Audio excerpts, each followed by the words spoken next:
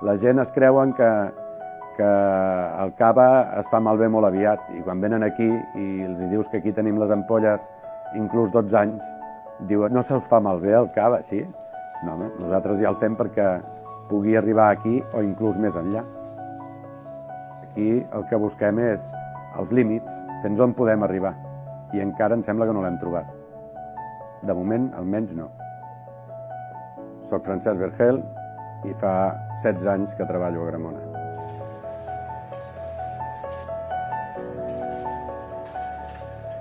Quan comencem el tiratge, comencem per posar el vi dintre de la tina, llavors ja podrem passar a emplenar ampolles, a posar el getat de suro, la grapa i a baixar-les cap baix a les caves pel baixador, tindre muntades les cintes, que és com muntar un escalèstric, muntar transportadors i canals per conduir les ampolles fins al lloc on hagin d'estar destinades en rima. I les ampolles les dipositarem en rima perquè és el més pràctic en quant a espai, no és el més pràctic en quant a treball, perquè la rima és inamovible. Has de posar tu l'ampolla de forma manual i l'has de treure de forma manual, però t'hi caben més quantitat d'ampolles posades així capiculades, que no pas posades en palets o en contenidors, que totes van amb el mateix sentit.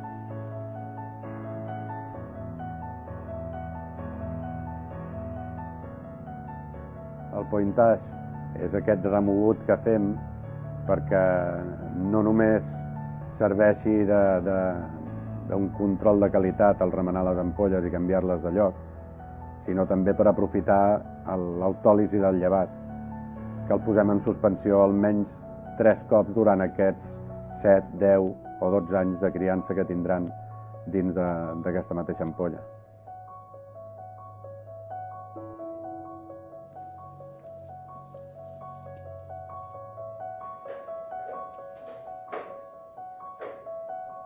El remogut consisteix en passar l'ampolla de posició horitzontal, que és on ha estat durant tot el temps de criança, a passar-la a posició vertical invertida en la finalitat que tot aquell sediment que s'ha generat dins l'hem de fer baixar fins al coll de l'ampolla per després poder-la destapar i que surti tot.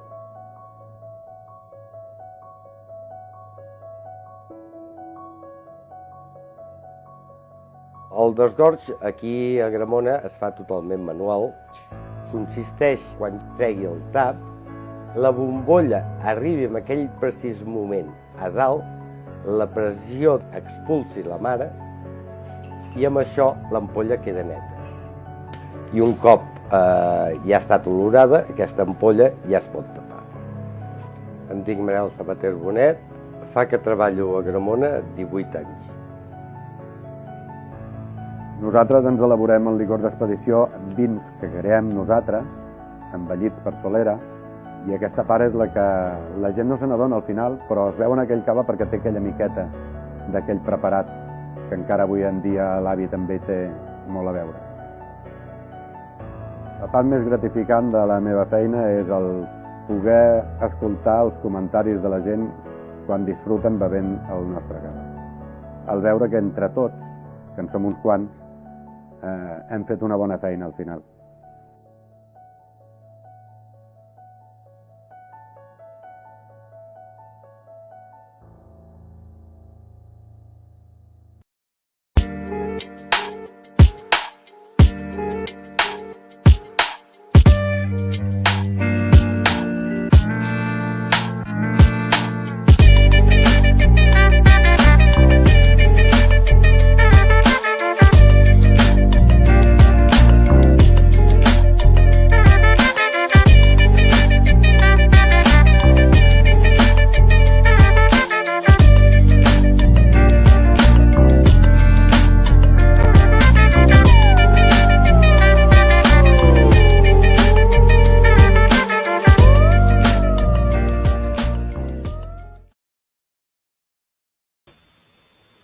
Hej och välkommen tillbaka till säsong nummer 2 med Vinsnakk.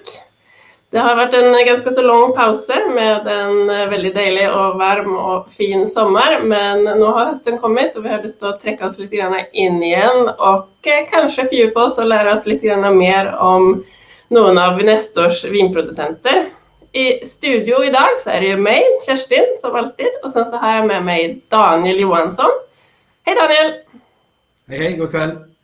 God kveld. Daniel, han er fine wine manager i Vinestor, og så er han også produktsjef i Vinarius, og er da ansvarlig for Spania.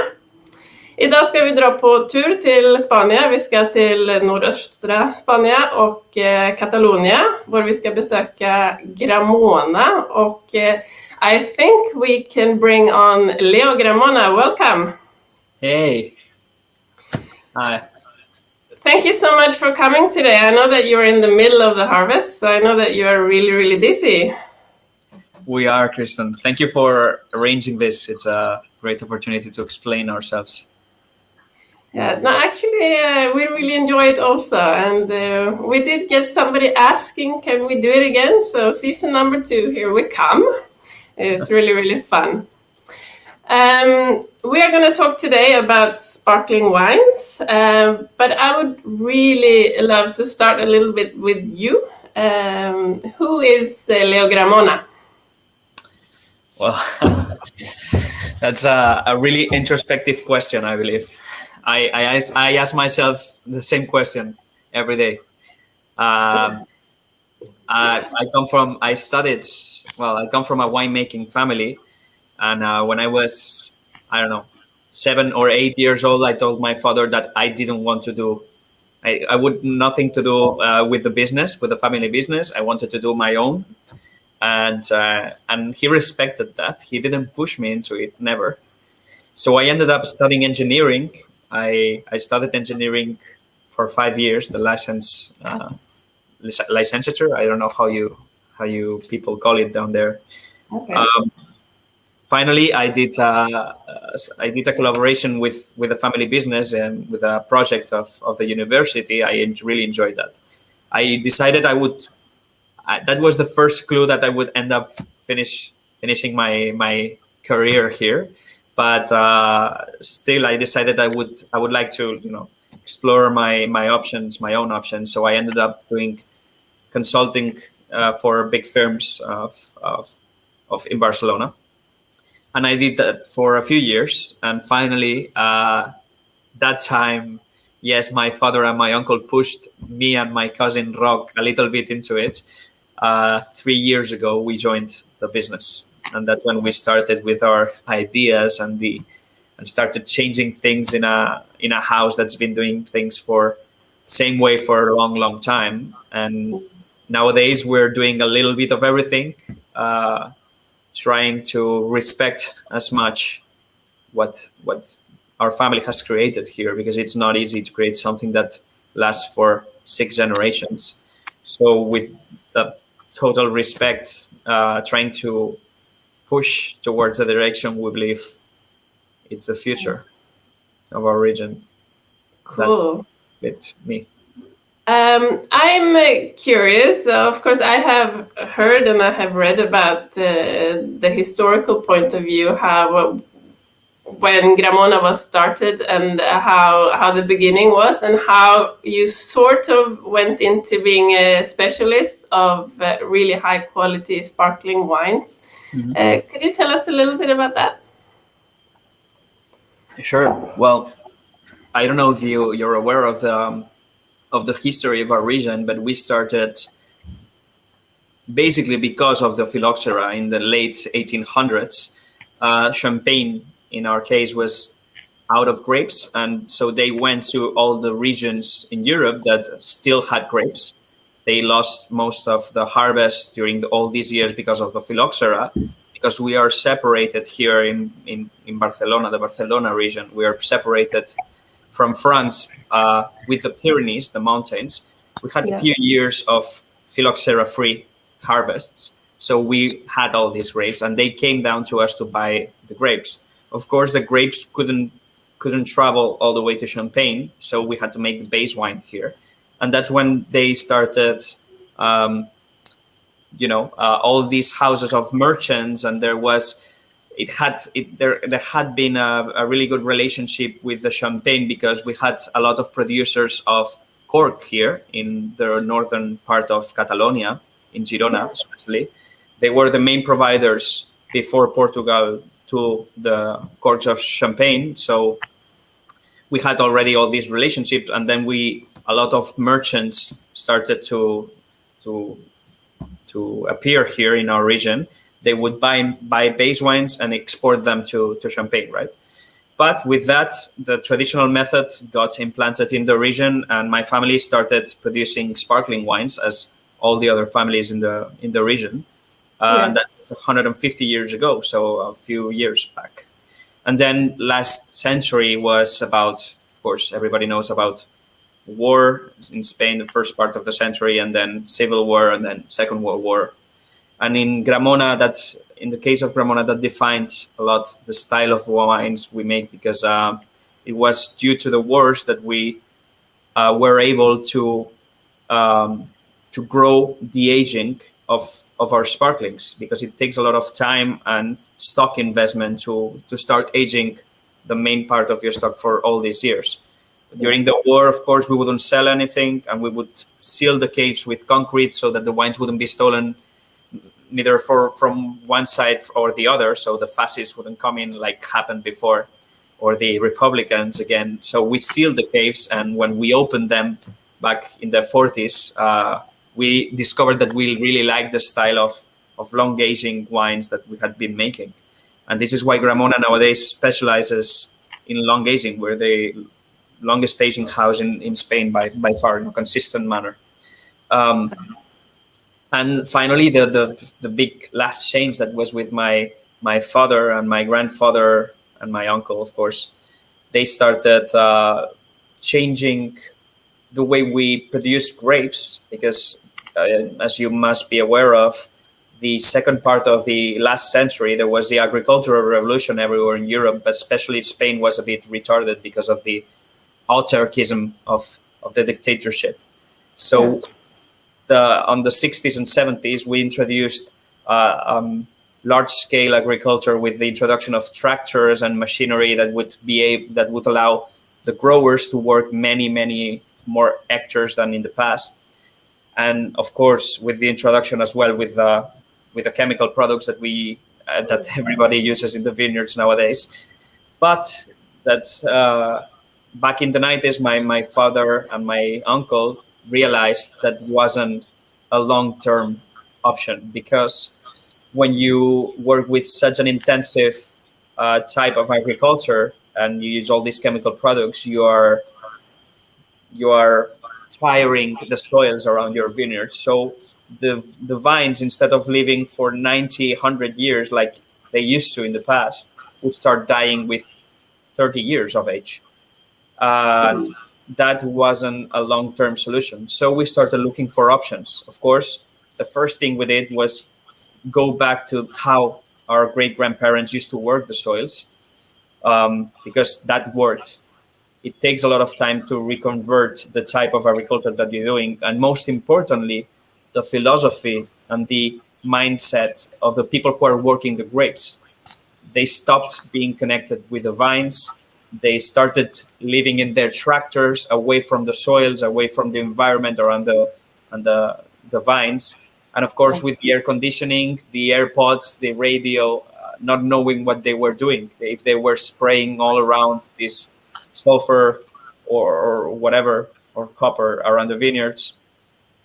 Instead, what we try to accomplish here is try to be in the soils, in the environment, to be in contact with it, to understand which part of each parcel needed what, and to try to apply a type of viticulture that would be more disease preventive instead of disease reactionary. So the whole philosophy that we are applying now, we went from conventional agriculture to organic and ecologic agriculture to biodynamics. That's what we are applying today. And finally, we kind of reached our own style of biodynamics here in the region when we started implanting them, because we can talk about that later, but biodynamics are really specialized.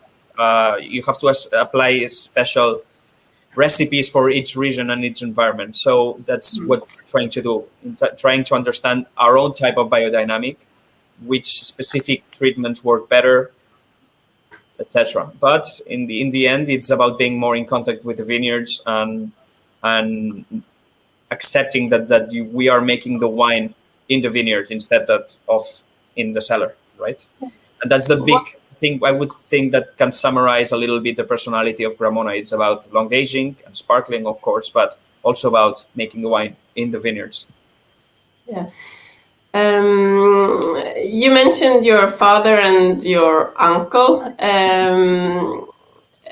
I would like you to introduce them a little bit, and then I would love to go back to the biodynamic discussion. Well, yeah. Well, if you go a little back, their grandparents, my great-grandparents, they were an appointed marriage in Spain.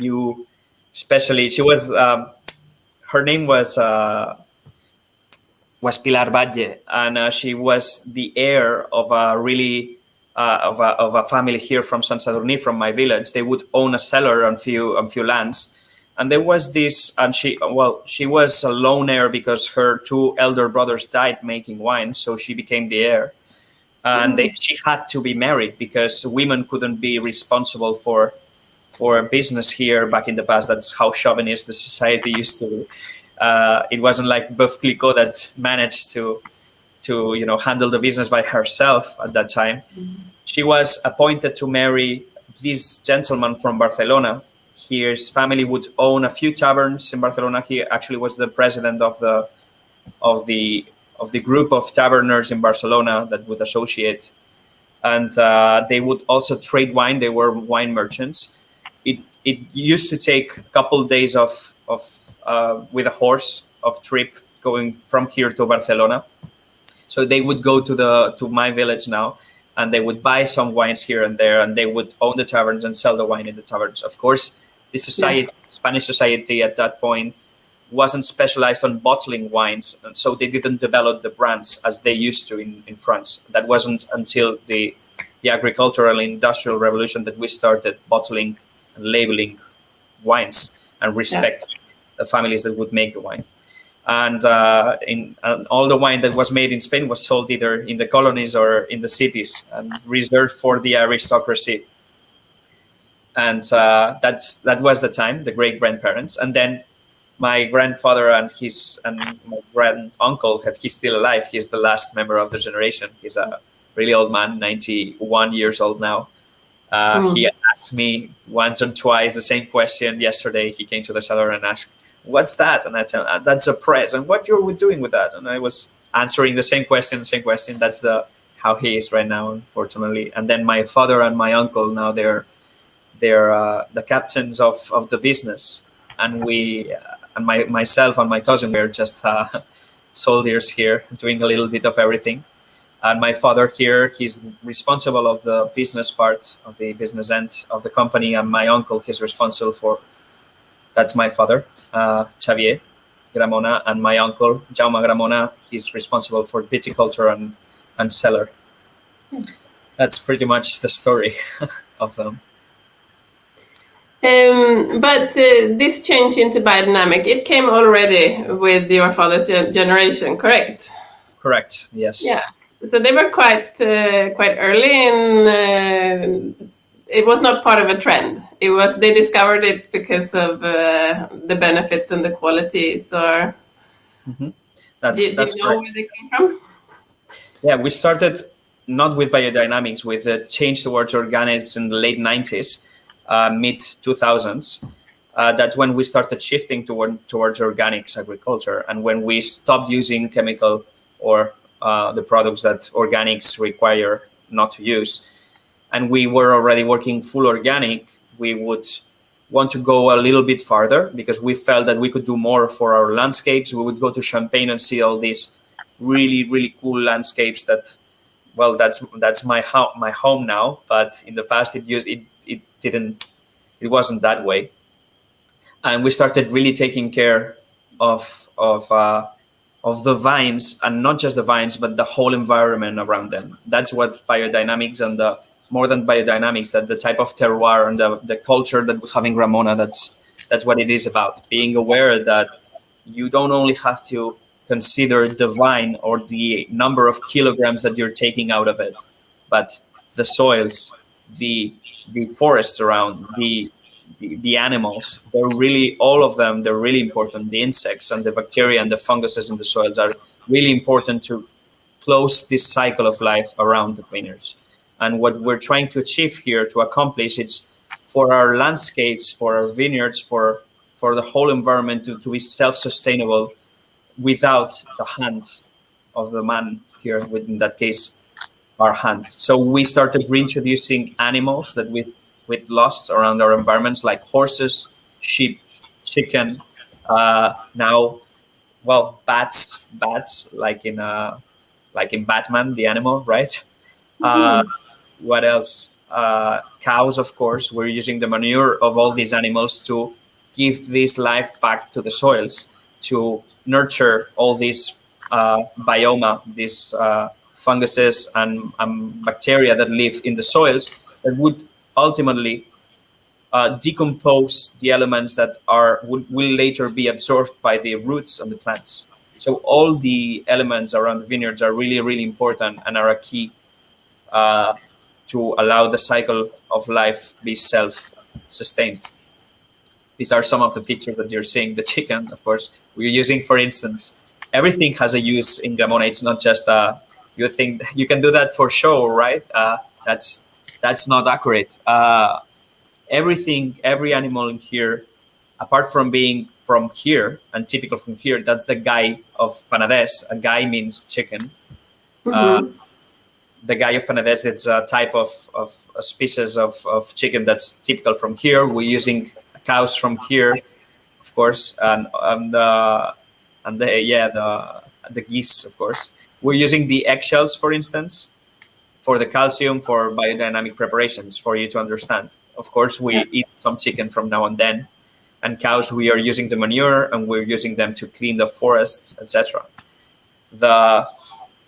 And as an anecdote, 3 years ago, I believe, we introduced falcons around our vineyards for you to understand that how biodynamics and how our culture and our philosophy is in use in order to make the environment more sustainable. So in the past, we used to have a problem with moths, right? They would go and eat the grapes, and we would have portraiture in the grapes because of the moths. Instead of using a hormone to sexually confuse those moths, that's the most extended method to attack moth disease. Instead of that, we introduced bats around the vineyards, the bats I was talking about before. So what we did is just put little houses in the trees for the bats to exist and allow them to be around, and they would eat the moths. Now, 3 years ago, we introduced the falcons because we had a problem with some birds that would eat the grapes, same way. And falcons would be a predator for those birds. That would be in substitution of hunting them or putting noises in the vineyards to scare them away, etc. And as another externality, those same falcons are hunting the bats. So we are building a trophic chain that's self-sustained at the same time. Yeah. So every population of every free animal is being controlled by its own nature. Yeah. I visited you a couple of years ago, and I saw it's a beautiful farm, and it really is a farm because I met all the animals, not the bats though. I didn't see any bats at the time, but it's a big machine.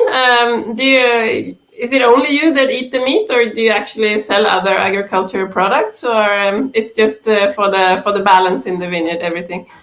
We're using it for the balance in the vineyard. The cows, in particular, we use them to clean the forest. That's really important because if not, it would be too wild. Plus, if you have a vineyard next to a forest, that would be not the most optimal for the vineyard. There is a huge amount of biomass in the first 10 centimeters of soil within the vineyards, but when you go to the forest, that changes. Yeah, because the life is in the outside instead of in the soils.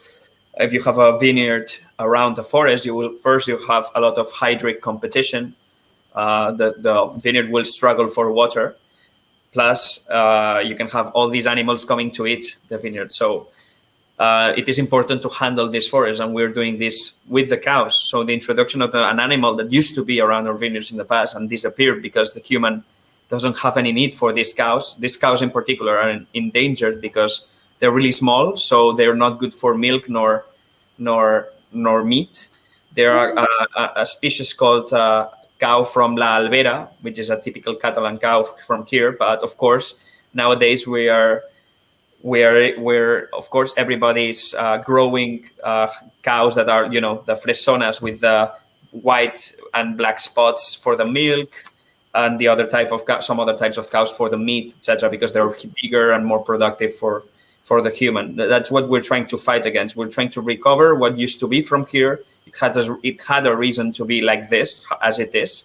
These cows are small because they can get into the forest in opposition to these other two species that are not from here. So that's why we introduced this cow in particular. Every animal has a reason to be. It's not just for fun. And of course, we are eating these cows. We cannot legally sell the meat because in Spain you have to put it down in a certain way with a certain hygiene and out of stress. Well, we wish it was like that. It's not like that, but you cannot kill a cow and sell it that way. It's not that easy. So nowadays we're eating them ourselves, and that's it. I assume they have a very happy life. So that's much better, yeah. And the biodynamic preparations, do you do them yourself? Yeah, well, that's one of the things that changed. So when we started with biodynamics, we didn't really understand what it was about. My uncle used to go to France, and they would tell him about biodynamics. So he was curious. He didn't believe on it at the beginning. He met this lovely couple, the Bourguignon. There's this married couple that were soil experts, and they met in a congress, I think, in Italy. And my uncle, he's a really academic person. He's a person that's really thorough, really scientific, really focused, really obsessive, right? And really tough with himself and with others. So he went to this congress and wanted to go beyond organics, but didn't quite, at the beginning, of course, agree with biodynamics because it has a lot of esoteric components that you have to believe in instead of, they don't really necessarily agree with science, right? Biodynamic is a holistic philosophy that comes from, Rudolf Steiner's branch of agriculture. And it's a way you have to understand biodynamics from a global point of view. You cannot attack a problem in the vineyard from, water stress with biodynamics and try to look in the biodynamics book, the problem with water stress. It's not like that. You have to understand your environment as a whole. You have to understand what's going on in each part of this cycle of life I was talking about. And it's not about curing a disease, but preventing it and allowing the environment to be self-sustainable. So he met this couple, and he left the Congress. He tried to leave, but unfortunately it was snowing a lot. So they were forced to sleep together, have dinner and so on together. And finally they became friends, and he invited them here at home. And they're soil experts. They make holes in the soil and understand the different traits of soil you have in your vineyards. They look for amount of, calcium, or the amount of the composition of the soil and the composition of the biomass inside your soil. So if you have natural cover, or insects inside, now it's a really important performance indicator, the amount of insects you have in a cubic meter of soils. Or if you have those funguses around the roots that will allow the metabolization of the nutrients of the plants, right? Yeah. Apparently we weren't doing a very good job. That was in the 2000s. So, and they are not experts on biodynamics, but they again recommended my uncle to go further with biodynamics, not to believe in it, but to try to understand a little bit more, ask people around. So he went to Switzerland. There's the Goetheanum there. That's the headquarters for not only biodynamics, but anthroposophy, the Steiner's anthroposophy. And he went with the team, with the Gramona team on that time. And they started, incorporating small parts of what biodynamics means, whatever we understood that should be applied.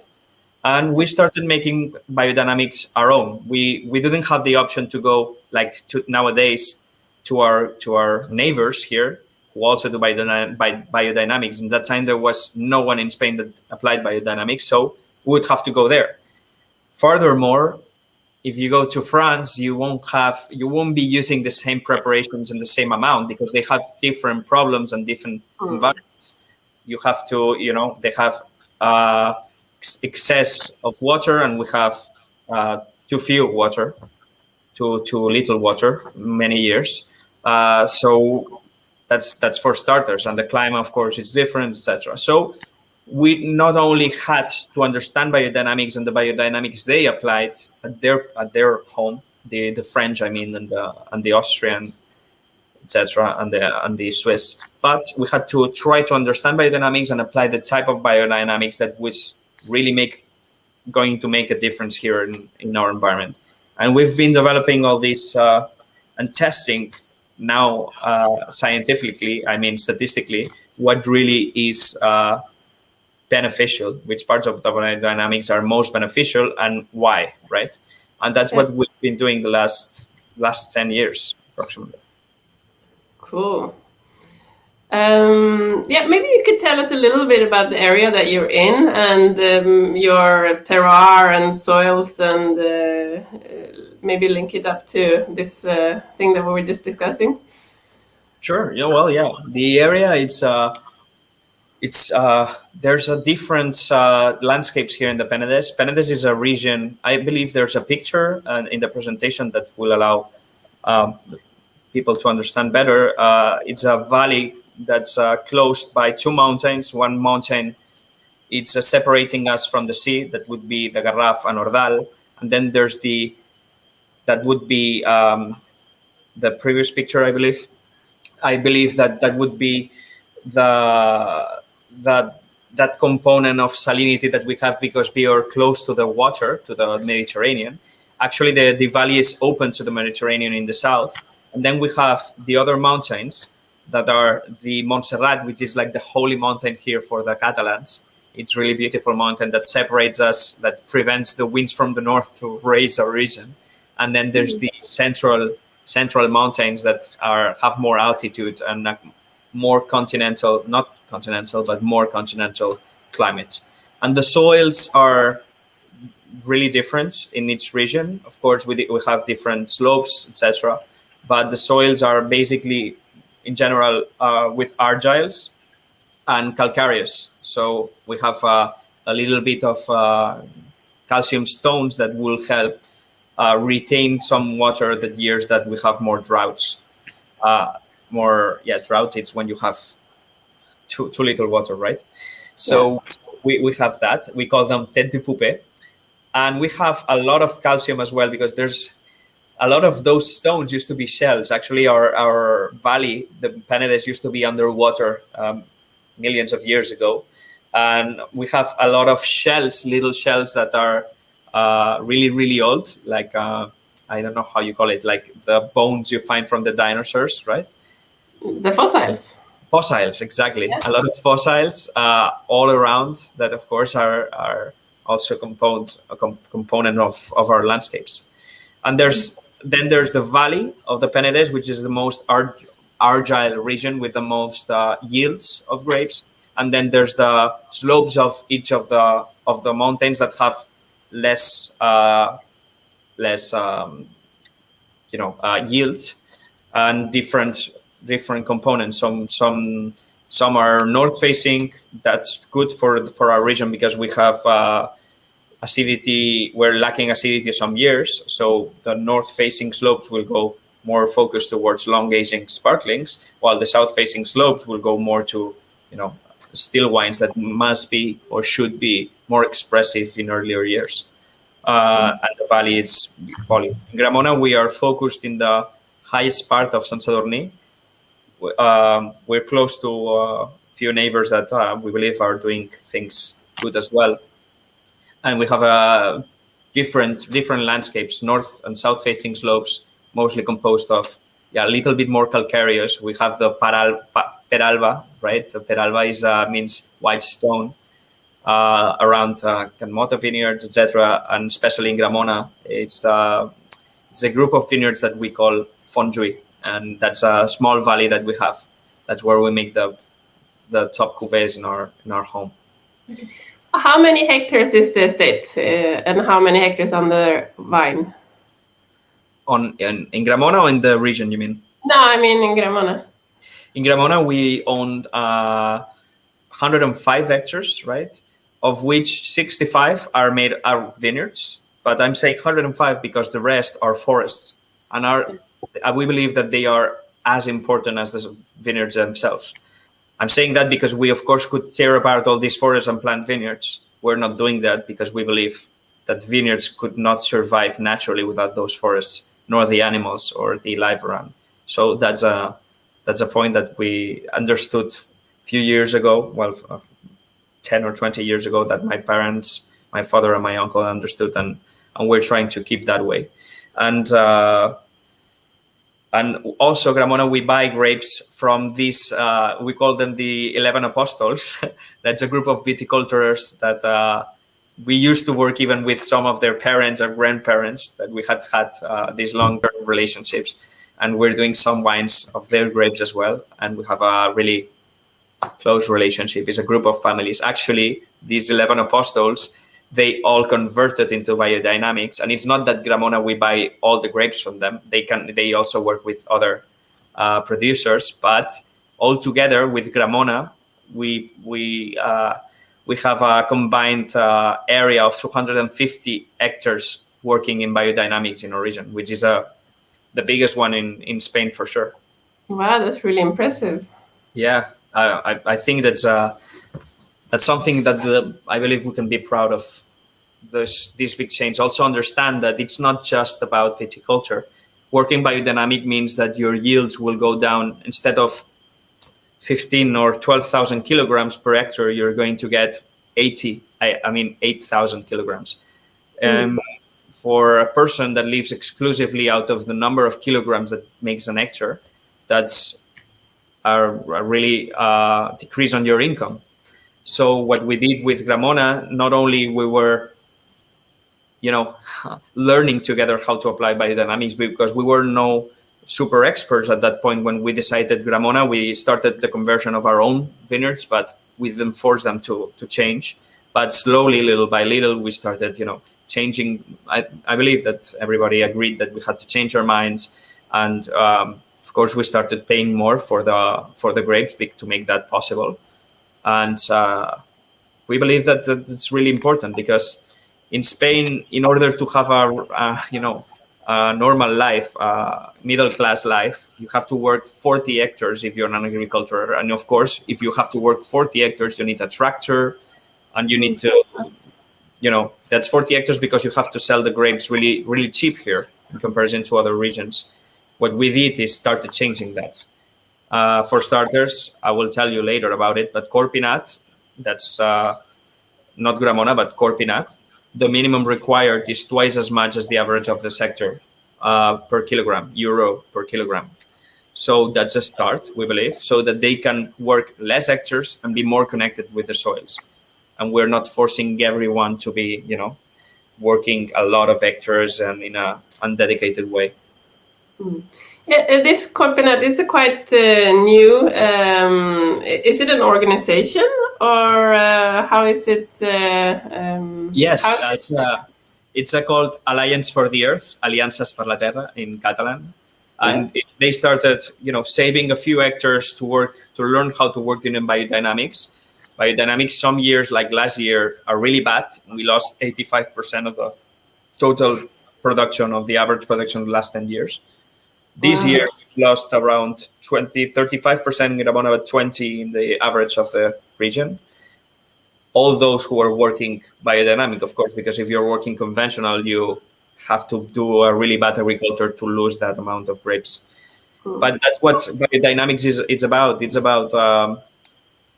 I mean, it's natural for the plants to naturally select, to naturally grow and naturally live all those plants that really, all those vines that really deserve living and really deserve, all these plants that really survive. That's the vines that will live up to 100 years, and that's what we're trying to accomplish, is self-sustainability.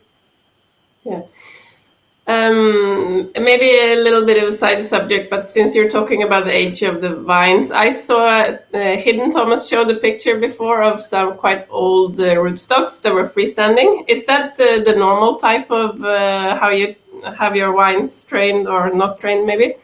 This one, I mean. That's a typical bush wine from the region.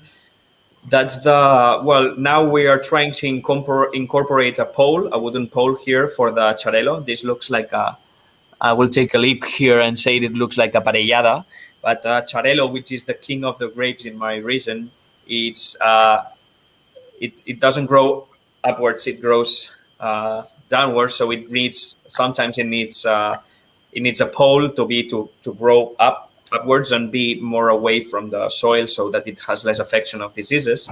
But that was a typical type of trellising in the past, the bush wine, especially for the local grapes, and that's what we're trying to recover.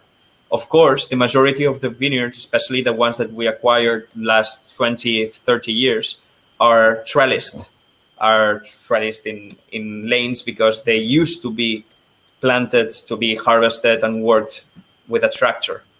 And that's something that we're not forcing to change.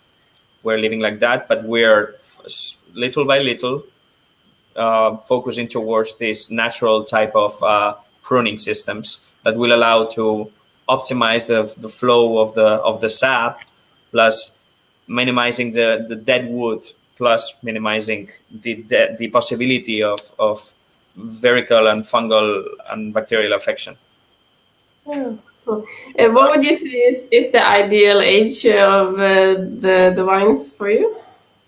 The vines. So for sparkling, people I think wrongly believes that the older the vine, the better the wine. It's not like that. It's like usually when the vine gets older, you get less kilograms, but you get more balance between the technological maturity and the phenolic maturity. That would be the phenolic would be the development of the polyphenols, etc., that will give the wine the flavor that you would expect, the intensity and the type of flavor, while the technological maturity, that would be the balance between the acid, the evolution of the sugars, and the water, how big the plant is. So when you get the older plants, they used to be more self-balanced. You don't need to drop grapes to the floor in order to concentrate to the left to the grapes that you left in the vine, all the sugars and all the nutrients and all the power of the plant. That's not necessary with old vines, nor you don't have to take leaves away and so on. It's quite self-balanced. For sparkling, that's not usually a really important indicator. I would say that, especially if you're going for long aging, is the technological evolution, which means what the potential degree of alcohol you're getting in the vines, and the sugar, of course. The sugar, that's a potential degree of alcohol, and the acidity levels. So an ideal average age for a vine that's focused for sparklings, that would be between, I would say, 15 and 40 years, right? Of course, there's always exceptions. If you are we're trying to do a parcel wine of sparkling. That's an old vine. That's a vine from the 60s. That's another concept of wine. You're not trying to accomplish certain style or acidity or potential alcohol. You'll have to expect a parcel wine to be less relentless, less consistent in style. But that's what I believe that that's an option, that there's a public for it that's interested in this type of wines, and I think that's interesting as well. In general, wines that are average production should try to be more consistent in style, because people who drinks a wine doesn't want to, they're tired of the fanciness around the wine world sometimes, and we make it too complicated. And what people expect is a wine to be consistent in style. That's for starters, and that's a really important factor for our home, consistent in style. And of course, trying to respect the particularities of each vintage, but consistent in style. And that means that the nature gives you this, but you have to try to accomplish a certain style, respecting the vintage. Of course. That's what I'd say. Good answer. Maybe we were not quite finished with the Corpinat explanation. I got a bit sidetracked there with the with the wine. But could you explain the background to where it came from? What made this organization see the day of light, so to speak? Well, Corpinat, it's a European Union brand, collective brand. It's owned half, I think, by the administration and the association of wineries that we belong to it. It was born inside the denomination of origin Cava as I don't know how to put it, as a brand within Cava. So as a tier within Cava, to try to express a certain style, a certain style of wines within Cava, right? Cava is a really, really diverse denomination of origin. It's based on the method. Cava is about traditional method or Champagne method, but it works vineyards all around Spain. So you can find a Cava in my region. You can have a Cava in northern Spain, in La Rioja, and in the south, in Valencia or Extremadura. Extremadura is in Spain, but it's farther from my region than the Champagne. And you can actually make a Cava of some grapes from here and some grapes from there. So we believe that you couldn't talk about terroir when you couldn't talk about landscapes when we were inside Cava. So we wanted to defend or create a style of wines, a brand that would allow people to understand the type of wines that would translate our landscapes in particular to the public, right? And maybe landscapes of each region, so that people could understand the acidity they have in the north, the Mediterraneity of our wines, and the more continental but still Mediterranean wines of Extremadura. That would be an option, and try to work with local grapes. That was what Corpinat is about. Instead of empowering foreign grapes, that we have a really good virtue here in our sparkling making region in general, not just in Corpinat, but all the regions. So the Barcelona winemaking region, if you will. The big thing here is that we understood that our grapes, our autochthonous grapes, our local grapes are really important and are unique, and we have to respect that. They are most adapted, they have their own style, and we don't have to try to understand the sparklings from a Chardonnay Pinot typical blend that you can find everywhere in the world. You go to California, and you will find Chardonnay Pinot. Even in Australia, New Zealand, South Africa, well, they have the Pinot there, but still, most, or Italy, Franciacorta, etc.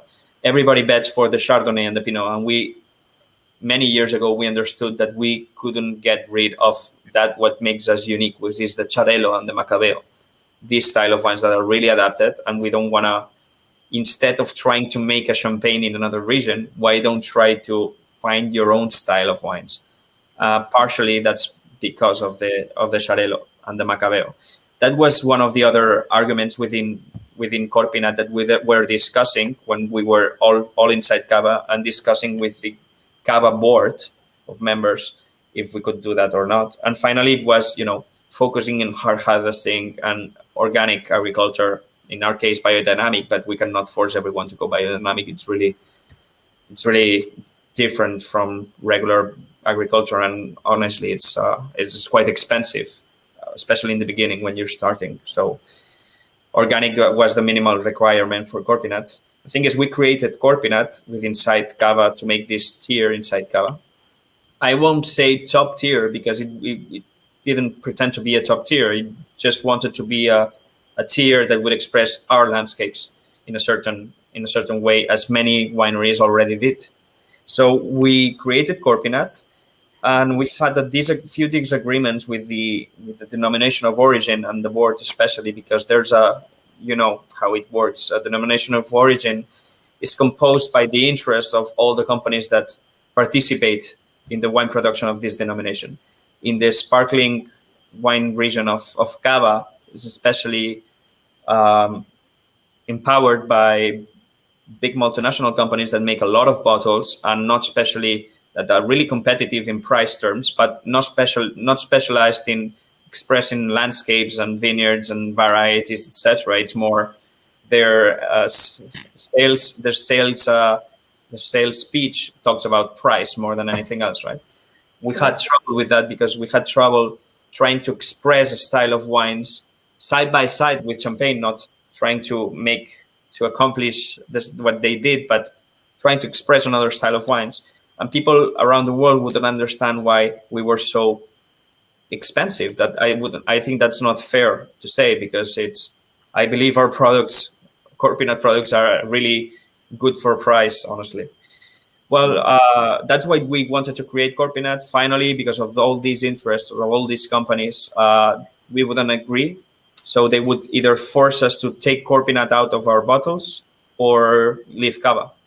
And in the end, we talked, and we were really sad about it, because my grandfather and my granduncle, my father and my uncle, they really loved Cava. They really participated from all the successes of the last years of Cava, and they were really sad to make this decision, but we thought it was for the best.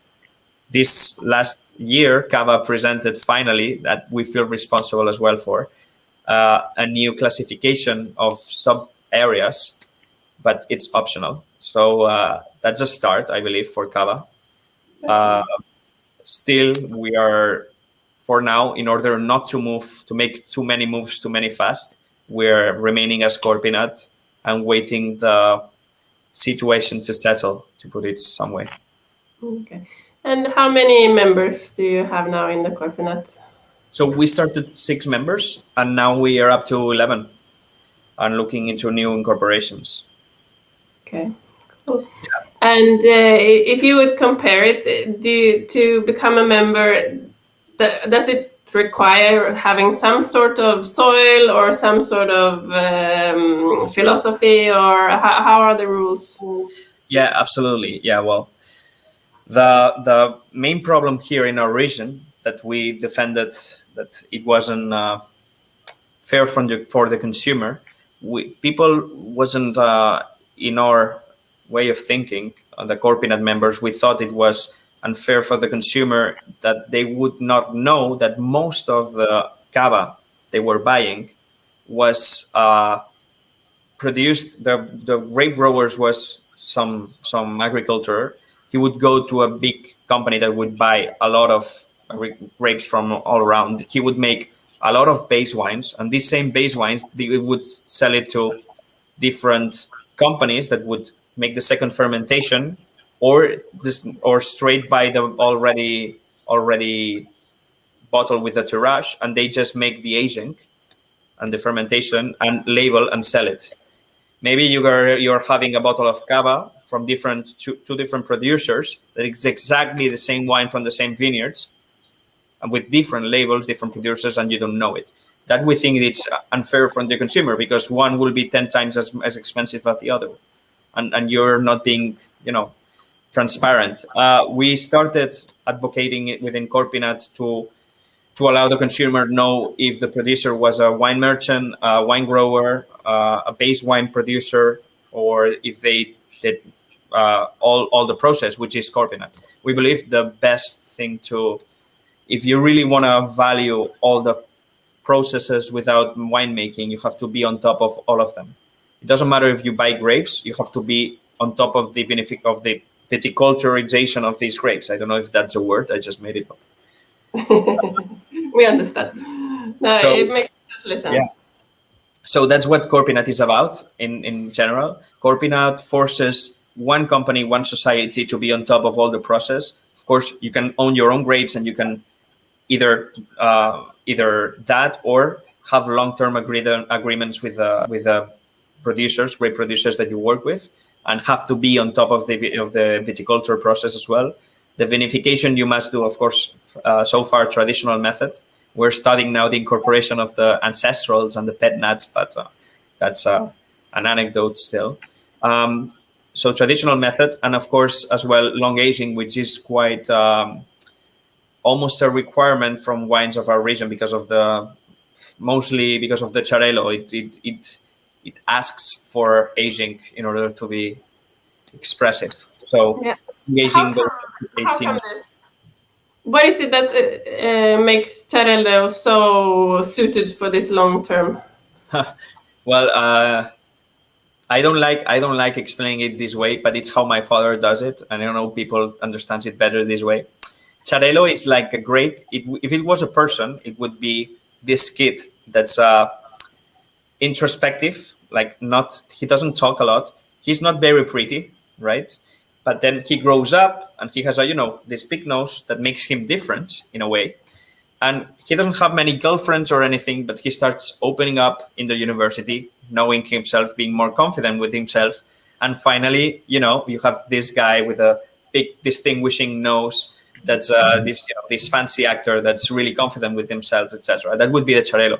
The xarel is a grape that's really unexpressive when it's 1 year old. You really need to work it with either lees or wood contact or whatever, and then or oxidation. With time and oxidation, the polyphenols within it start opening, right, and opening the wine itself. So in the end, it has a lot of structure. It has a lot of acidity, which is good for long aging. But not only that, the intensity of the wine demands it. As an anecdote, xarel is the most antioxidative white grape in the world. It's the grape, the white grape. It has more antioxidants, natural antioxidants, than Pinot Noir, for instance. That's with resveratrol. It's not us that say it. That was Washington University in Seattle that discovered it in the 90s, and then Bordeaux, they confirmed it again, etc. But xarel it's a grape that demands a lot of aging because of all this struggling that has with the aging. It demands a lot of time, and I think that's a part of the personality of the wines in our region in general. Speaking about this aging and your wines, you are well known for aging your wines long time on the lees.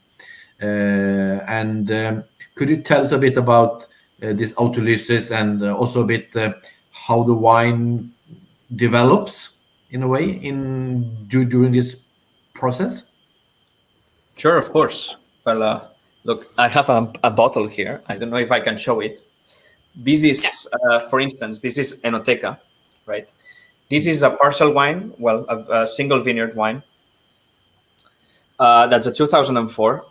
That's was this gorge, I will say, the 7th of 2019, and it's been 174 months on the lease. That's just an example of how autolysis and aging works at home, right? Really, a wine, it's a really subjective aspect to know if you like a wine more or less age. To let it be more about the primer flavors or the aging and the balance between the complexity that you gain with the aging and the preservation of all this freshness and acidity, right? So you need both.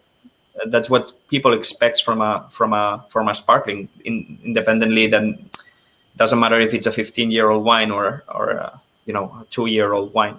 In our case, in Gramona, our entry levels already work with 36 months. That's our entry level. And we go up to, as you see, 2002. We're right now 17 years on the lease, 20 and small production. And that we do because we are always looking how complex and how all these things that it can gain from the lease contact and the oxygen contact, but also how trying to preserve this acidity that we were talking about, this acidity feel that we were talking about. So basically in Gramona, we start with this aging for, 36 months, that's 3 years. And then we go up to all the way to 17, 20 years.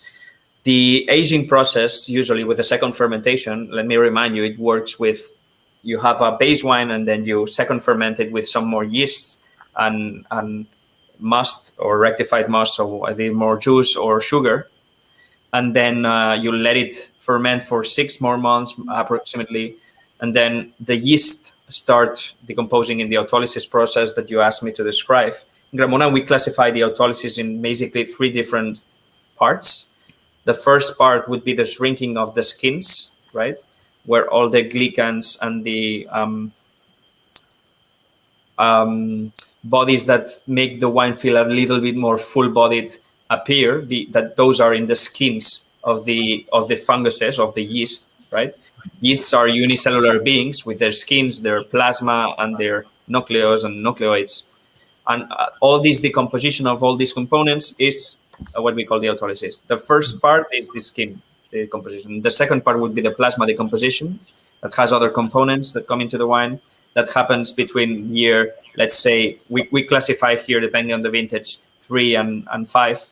And then year 7, we start decomposing the hard part, so the nucleus and nucleoids, which contain other components that will evoke you to different flavors. Also, I could talk about hours about autolysis because I love how it works. Finally, the process of the autolysis ends, depending again on the acidity levels of the environment of the wine and of course, the vintage. It ends up with 8 to 12 years on the list. And then we put the bottles facing downwards, en punta, we call it, sur point, because we're minimizing the surface of contact with the lees and preventing more further oxygenation. So the aging happens a little slower. That's still lees aging, but minimizing the contact. And that way we can get up to these 20 years I was talking about.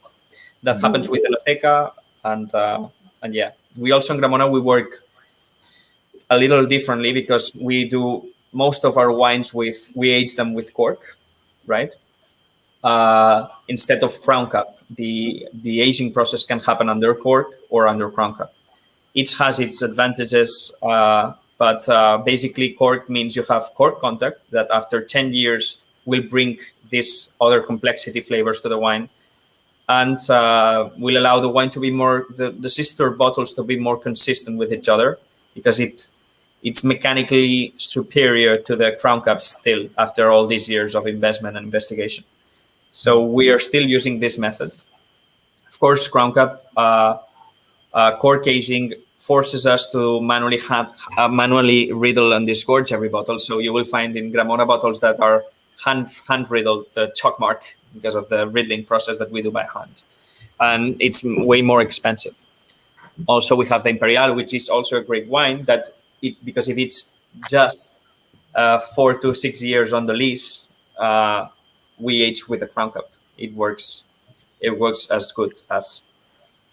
So that's a little bit about lease. But I think lease and autolysis is really fascinating. It really gives a lot of a lot of flavor to these old wines, and it's part, I believe, of the terroir, right? It's part of the typicity of the wines from here as well. Comes with the yeast. The yeast we have from here, which is not the same yeast that they have in Champagne, for instance.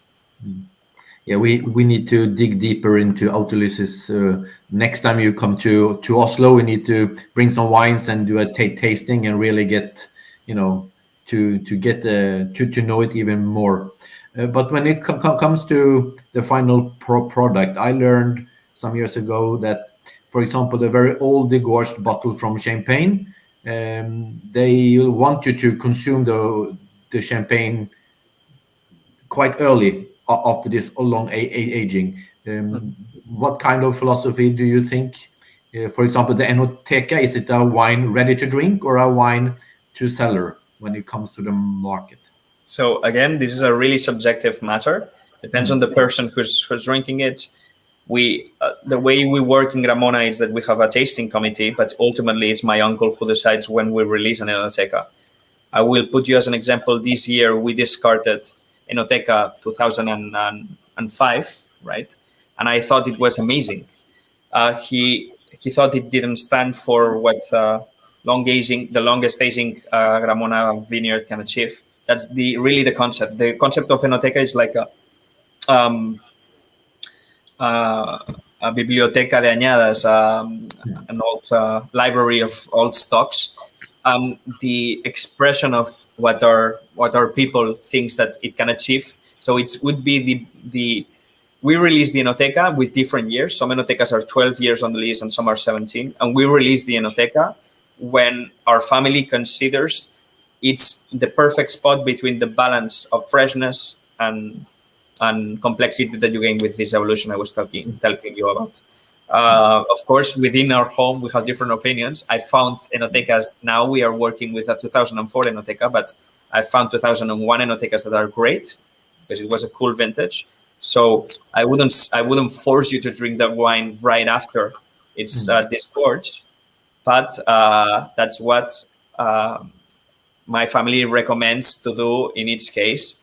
If you really want to try the Enoteca style, of course, you're free to age the wines for as long as you want. And actually, my cousin and myself were pushing our parents to keep few stocks of every wine and every vintage to late release with oxidative aging, non-lees aging, because we like the oxidative style of aging. Of course, it's less protected because the lees act as a mother to the wine. In fact, a word for lees here in our region is also maras, which means the mothers of the wine. And it's because the wine it's protected by the lees, and we call it reductive aging instead of oxidative aging. That's without the lees. I think it's really, really cool to explore different styles, same wine, disgorge after or before, and let it, I think it's really fascinating. It really allows us to understand. Very cool. Before we wrap it up, I just have to ask also, because I know that you have a special way of adding dosage. You have a Solera system. Could you just very briefly tell us why you do that? Well, the Solera system, as you know, is the Spanish way of aging wine. They apply that for the sherries in the south, and in the north here we call it birranci. What we do, it's basically an oxidative aging style of wine instead of, as you know, in the south they have the biological aging with a belo flor, right, with the sherries. We're not using belo flor here in the general ways. We are using just oxidative aging, which means the barrel is almost full and it just happens to have a lot of years. Every year you add a little of new wine and take a little of old wine. In Gramona, we have 7 different Solera systems that we inherited from our great-great-grandparents that started the Solera system actually in 1908, right? So we have a portion of the Solera system that's still 1908. And Gramona, our region, is known because of the brut styles. Here we have a Mediterranean weather, so we are not forced to use as much sugar as they do in cooler areas like Champagne or England to balance out this super high acidity feel. We can afford ourselves to not use sugar as much in general terms, but in Gramona we're preserving this brut style that still has very little sugar. We work with around 5 grams. We're using this brut style because every brut wine of Gramona, of course, half of our wines, again, it's brut nature, but the wines that are brut, they have their special dosage, which is a blend of our Soleras. And so a portion of it, it's like an oloroso sherry. It's really, really a powerful wine that helps us, again, vintage after vintage, preserve the style of the house. It's also like the family recipe, the family secret that used to be on my great uncle that's 91, and he was asking me this same question twice and thrice yesterday. And now my cousin is in charge of is in charge of the blending. I think it's really cool. Again, these wines, we're pushing for our parents like to let us release the solera itself, but it's really complicated because it's an alcohol and it's 17 degrees of alcohol, and we don't have the licenses yet. But I will bring you a sample next time. Yeah, or we can try it when we come and see you. It's been super fascinating. I would love to have an extra episode of only yeasts, but we'll have to work on that. But it really, the nerdy side of me learned a lot today. So thank you so much for joining us. By all means, thank you for inviting us, and thanks a lot. We will really glad to participate again when we have a little more time and visit you if we can. Perfect. We look forward to have you. And the best of luck with the harvest. You still have maybe 1 or 2 weeks to go, or? Hopefully this week we will finish most of the wines. Okay. So yeah, tomorrow the big day is tomorrow. Okay. Well, great to hear. Thank you so much again, and hope to see you soon in Spain. Of course. Thank you again. Thank you. See you soon. Tusen takk for i dag, alle sammen, så dere som var med og lyttet og følgte oss. Nå det annenhver uke som vi kjører Vinsnakk, så det blir 2 uker til neste gang, og da skal vi ta en liten tur til Nord-Italia og Veneto med familien Tedeschi. Så da håper jeg at dere blir med da. Takk for i dag, og ha en fortsatt fin kveld.